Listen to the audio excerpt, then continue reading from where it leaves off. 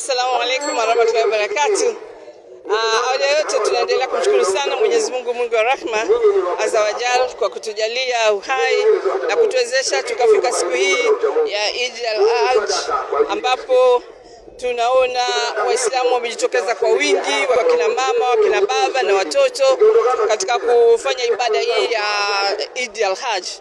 Na mimi niwaombe sana Wanatanga tuendelee kuadhimisha sikukuu yetu hii kwa wanaochinja, watakaokwenda kuwasaidia tuweze kushirikiana kwa sadaka ambayo tutatoa, tuwasaidie majirani zetu, lakini na watu ambao wako katika hali ngumu, watoto wako katika vituo, watoto yatima, wajane, ili basi sadaka hii kila mmoja aweze akaisherekea.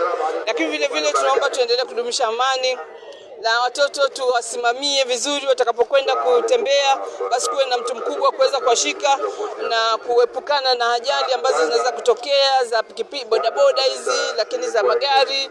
Fukweni wanaokwenda kuogelea, watoto wasiende kuogelea, mtoto hajui kuogelea, kuwe na mtu mzima ambaye ataweza kuwasimamia ili kuhakikisha kwamba sikukuu yetu hii kubwa kabisa ya Eid al-Hajj inaisha salama.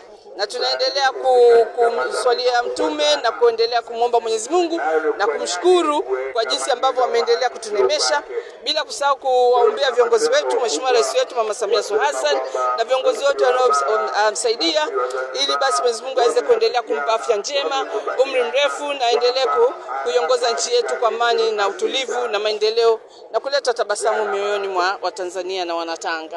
Mshikamano katika swala la amani halina kabila, linahitajiwa kwa kila aina ipatikane, kwa sababu hakuna mahala panaporuhusu kwamba ivunjwe amani.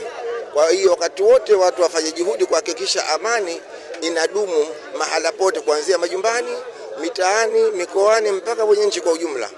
Siku ya leo kwa ujumla ni siku tukufu, maana tuko ndani ya Idi kubwa.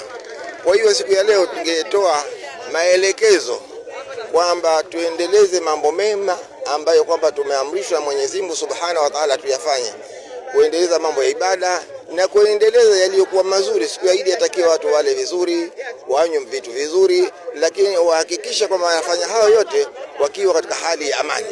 Ndio tumekuwa tukitoa wito hata ndani ya msikiti. Siku ya leo siku kuhimiza wale wenye uwezo, kuwahimiza ili kuwasaidia wale wasiokuwa na uwezo, na hiyo ni moja katika mambo ya ibada. Ule kusaidia wasiokuwa na uwezo ni moja katika sehemu ya kufanya ibada.